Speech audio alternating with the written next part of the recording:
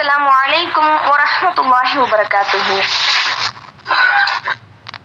அஊது பில்லாஹி மினஷ் ஷைத்தானிர் ரஜீம். பிஸ்மில்லாஹிர் ரஹ்மானிர் ரஹீம். والتين والزيتون وطور سينين وهذا البلد الأمين لقد خلقنا الإنسان في أحسن تقويم ثم رددناه أسفل سافلين إلا الذين آمنوا وعملوا الصالحات فلهم أجر غير ممنون فما يكذبك بعد بالدين أليس الله بأحكم الحاكمين صدق الله العظيم. அளவற்ற அருளாளனும் நிகரற்ற அன்புடையோனும் ஆகிய அல்லாஹ்வின் திருப்பெயரை கொண்டு ஆரம்பம் செய்கிறேன். அத்தியின் மீதும் ஒளிவத்தின் மீதும் சத்தியமாக, சினாய் மலையின் மீதும் மேலும் அமைதியான இந்த மக்கா நகரத்தின் மீதும் சத்தியமாக, திண்ணமாக நாம் மனிதனை மிக சிறந்த அமைப்பில் படைத்தோம். பிறகு நேர்மாறாக தாழ்ந்தவர்களில் மிகவும் தாழ்ந்தவனாக அவனை ஆக்கினோம். ஆனால் இறை நம்பிக்கை கொண்டு நற்செயல்கள் புரிந்து கொண்டிருந்தவர்களை தவிர அவர்களுக்கு முடிவில்லாத நற்கூலி இருக்கின்றது. எனவே நபியே, இதன் பிறகும் நற்கூலி தண்டனை வழங்கப்படும் விஷயத்தில் உம்மை யாரால் பொய்யர் என்ன தூற்ற முடியும்? அல்லாஹ் ஆட்சியாளர்கள் அனைவரிலும் மாபெரும் ஆட்சியாளன் இல்லையா? அல்லாஹ் உண்மையை கூறினான். அஸ்ஸலாமு அலைக்கும் வரஹ்மத்துல்லாஹி வபரகாத்துஹு. அஸ்ஸலாமு அலைக்கும் வரஹ்மத்துல்லாஹி வபரகாத்துஹு. இன்னல் ஹம்துலில்லாஹ் நஹ்மதுஹு வ நஸ்தஈனுஹு வ நஸ்தக்ஃபிருஹு வ நஊது பில்லாஹி மின் ஷுரூரி அன்ஃபுஸினா வ மின் ஸய்யிஆத்தி அஅமாலினா. மை யஹ்திஹில்லாஹு ஃபலா முதில்ல லஹு வ மை யுத்லில்ஹு ஃபலா ஹாதிய லஹு. வ அஷ்ஹது அன் லா இலாஹா இல்லல்லாஹ் வ அஷ்ஹது அன்ன முஹம்மதன் عبده ورسوله أما بعد. يا أيها الذين آمنوا اتقوا الله حق تقاته ولا تموتن إلا وأنتم مسلمون. يا أيها الناس اتقوا ربكم الذي خلقكم من نفس واحدة وخلق منها زوجها وبث منهما رجالا كثيرا ونساء واتقوا الله الذي تساءلون به والأرحام إن الله كان عليكم رقيبا. يا أيها الذين آمنوا اتقوا الله وقولوا قولا سديدا يصلح لكم أعمالكم ويغفر لكم ذنوبكم ومن يطع الله ورسوله فقد فاز فوزا عظيما. فقال النبي صلى الله عليه وسلم إن أصدق الحديث كتاب الله وأحسن الهدي هدي محمد صلى الله عليه وسلم وشر الأمور محدثاتها وكل محدثة بدعة وكل بدعة ضلالة وكل ضلالة في النار. வார்த்தைகளிலே சிறந்தது அல்லாஹ்வுடைய வார்த்தை என்றும் வழிகாட்டுகளில் சிறந்தது முஹம்மது நபி ஸல்லல்லாஹு அலைஹி வஸல்லம் அவர்களுடைய வழிகாட்டுதல் என்றும் மார்க்கத்தில் பெயரால் புதிதாக உருவாக்கக்கூடிய ஒவ்வொன்றும் பிதத் என்றும் அந்த ஒவ்வொரு பிதத்தும் வழிகேடு என்றும் அந்த ஒவ்வொரு வழிகேடும் நாளை நம்மை அந்த கொடிய நரகத்தில் கொண்டு போய் சேர்க்க போதுமான காரணமாக அமையும் என்று எச்சரித்தவளாக என் உரையை ஆரம்பம் செய்கின்றேன். அல்ஹம்துலில்லாஹ். அல்ஹம்துலில்லாஹ். கண்ணியமிக்க அல்லாஹ்வின் நல்லடியார்களே, அல்லாஹ் ரப்பில் ஆலமீன் எப்படி அவனுடைய அருளால் அவனுடைய நாட்டத்தால் அல்லாஹ் அருள் புரிந்தி இந்த இடத்திலே என்னையும் உங்களையும் ஒன்று கூட்டினானோ, அதே போல அல்லாஹ் ரப்பில் ஆலமீன் ஜன்னத்துல் ஃபிர்தௌஸ் என்னும் உயர்வான சொர்க்கத்திலும் ஒன்று கூட்டுவானாக. ஆமீன். நன்மைகளை பல மடங்காக்கி தரும் 1000 மாதங்களை விட சிறந்த மாதம் ரமலான் மாதம்.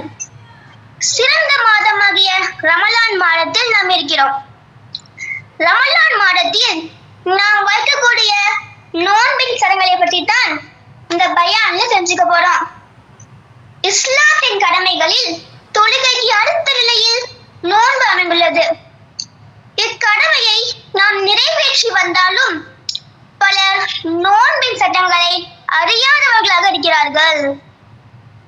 புனித ரமலான் மாதத்தில் நோன்பு நோற்பது சக்தி பெற்ற அனைத்து முஸ்லிம்கள் மீதும் கட்டாய கடமையாகும். சிலருக்கு சலுகைகள் வழங்கப்பட்டுள்ளது. ஆனா வேண்டும் என்ற ஒருவர் ரமலான் மாதத்தின் கட்டாயமாக நோன்பை விட்டா அவங்க பெரும் பாவம் செய்தவராகிறார். பொதுவா நோன்புல 2 வகை இருக்குங்க. ஒண்ணு கடமையான நோன்பு, இன்னொன்று சுன்னத்தான நோன்பு. இந்த ரமலான் மாதத்தில் வைக்கக்கூடிய நோன்பு கடமையான நோன்பு. இந்த நோன்பானது நரகத்திலிருந்து காக்கக்கூடிய கேடயமாக இருக்கிறது. ரமலான் மாதத்துல நம்ம செய்யக்கூடிய ஒவ்வொரு நன்மையான காரியத்திற்கும் 10 முதல் 700 மடங்கு வரை கூலி வழங்கப்படுகிறது. அல்லாஹ் ரப்பில் ஆலமீன் சொல்றான், நோன்பு எனக்கே உரியது, அதற்கு நானே கூலி வழங்குவேன் என்று அல்லாஹ் சொல்றான். நோன்பு அன்னைக்கு 2 மகிழ்ச்சி இருக்குங்க. ஒண்ணு நோன்பு திறக்கும் போது ஏற்படும் மகிழ்ச்சி, இன்னொன்னு மறுமையில அல்லாஹ்வை சந்திக்கும் போது ஏற்படும் மகிழ்ச்சி. மறுமையில ரயான் என்று கூறப்படும் ஒரு வாசல் இருக்கிறது.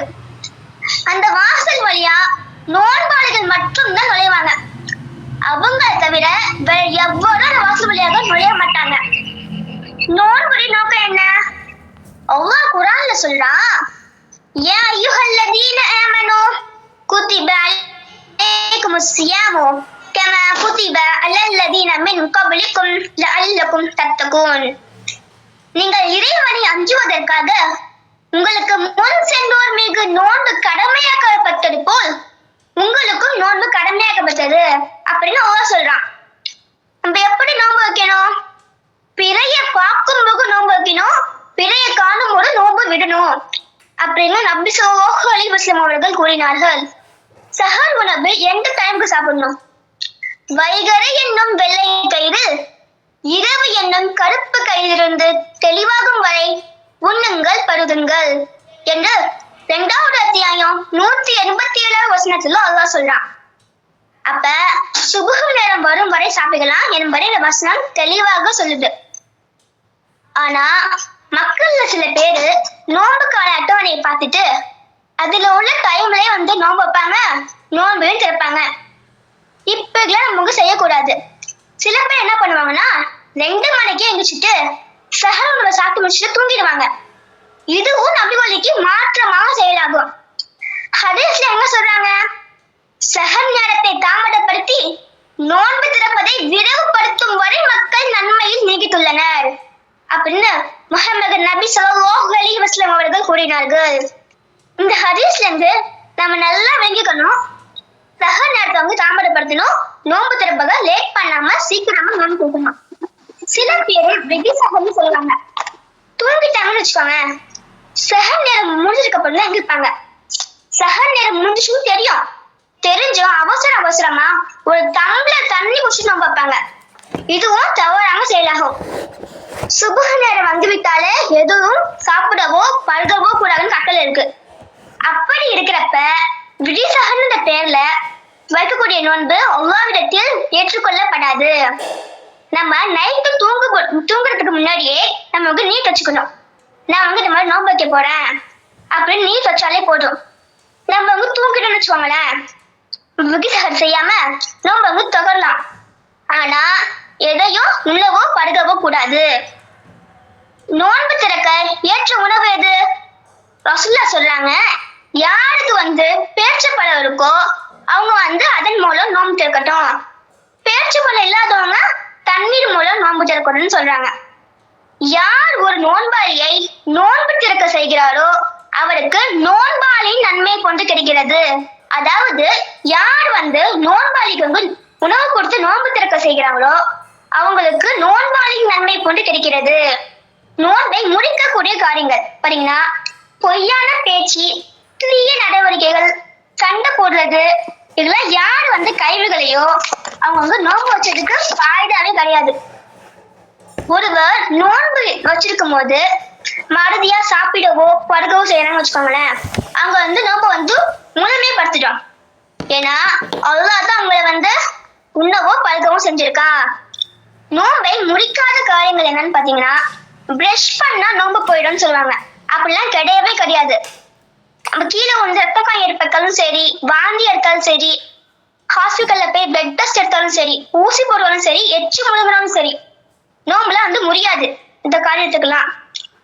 நோன்புகளில் இருந்து சலுகை பெற்றவர்கள் யார் பாத்தீங்கன்னா, நோயாளிகள், பயணம் செய்பவர்கள், மாதவிடாய் ஏற்பட்ட பெண்கள், கர்ப்பிணி பெண்கள், பாலூட்டும் தாய்மார்கள், இவங்களுக்கெல்லாம் நோன்புகளில் இருந்து சலுகை வழங்கப்பட்டுள்ளது.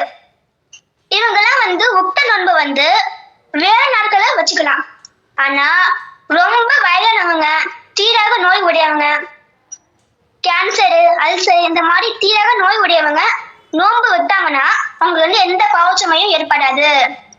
இந்த ரமலான் மாதத்தில் இரவு தொழுகை எப்படி இருக்கணும்?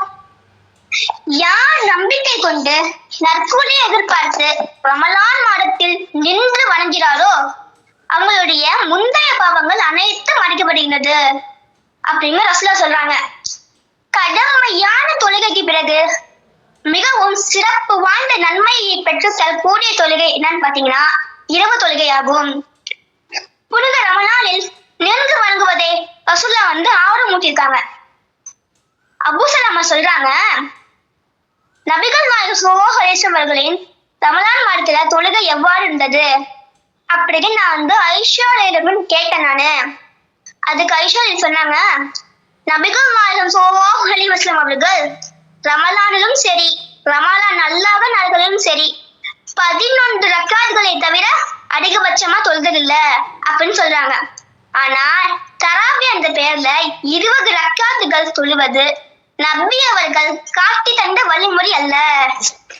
அல்லாஹ்வும் அவனது தூதரும் காட்டி தராத ஒரு விஷயம் பிதாத் ஆகும். எனவே அல்லாஹ்வும் அவனது தூதரும் காட்டி தந்த வழிமுறையை பின்பற்றி நடந்தால் மட்டுமே சொர்க்கம் செல்ல முடியும். ரமலான் மாதத்திற்கு அடுத்த மாதமாகிய ஷவ்வால் மாதத்தில் 6 நோன்புகள் நோற்பது ரசூலுல்லாஹ் வந்து ஆரம்பிச்சிருக்காங்க. யார் வந்து ரமலான் மாதத்துல 30 நோன்பை நிறைவேற்றி ஷவ்வால் மாதத்துலயும் 6 நோன்பையும் வைக்கிறாங்களோ அவங்க வந்து காலமெல்லாம் நோன்பு நோற்றவர் ஆவார் அப்படின்னு நபி முஹம்மது ஸல்லல்லாஹு அலைஹி வஸல்லம் அவர்கள் கூறினார்கள். எனவே நபி அவர்கள் காட்டி தந்த பிரகாரம் இந்த ரமலான் மாதத்தில் நம்முடைய வணக்கங்களை ஆக்கி இம்மையிலும் மறுமையிலும் வெற்றி பெறுவோமாக என்று கூறி என் உரையை நிறைவு செய்கின்றேன். வாஹிதோவானா அல்ஹம்துலில்லாஹி ரப்பில் ஆலமீன். அஸ்ஸலாமு அலைக்கும் வரஹ்மத்துல்லாஹி வபரகாத்துஹு. நான் பயான் சொன்னதுல இருந்து உங்களுக்கு கேள்வி கேட்கப்படும். தெரிஞ்சவங்க ஆன்சர் பண்ணுங்க. கேட்கலாமா? நோன்பாளிக்கு எத்தனை மகிழ்ச்சிகள் உள்ளன? 2 மகிழ்ச்சி. மாஷா அல்லாஹ், சரியான பதில். நோன்பு நரகத்திலிருந்து காக்கக்கூடிய டேஷாக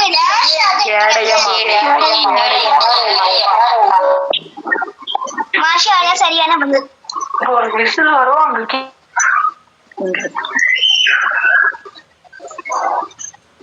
யார் ஒரு நோன்பாளியை நோன்பு திறக்க செய்கிறாரோ அவருக்கு டேஷ் போன்ற நன்மை கிடைக்கிறது. நோன்பு வைத்தவருக்கு மாஷா அல்லாஹ், சரியான பதில். நோன்பாளிகளுக்கு மறுமையில எந்த வாசலுக்கு நுழைவாங்க நோன்பாளிகள்? சரியான பதில். எந்த நேரம் வந்துட்டா நம்ம எதையும் உண்ணவோ படுக்கவோ கூடாது? சுபுஹ் நேரம். சுபுஹ் நேரம்.